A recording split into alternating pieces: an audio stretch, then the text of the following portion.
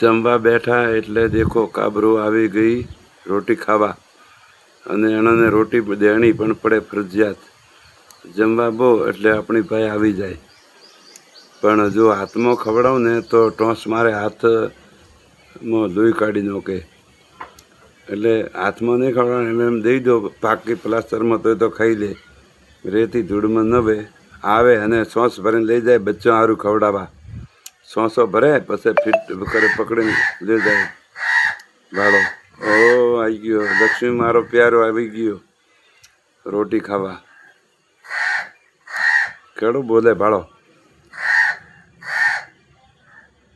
હા ખો ખો થાની દઉં, ખો બીજું ખેંગ ખો. હાલો એક પીકો આવી ગયો, એક આડો ભાઈ લઈને ગયા અને કાબરો આવી બે તીન.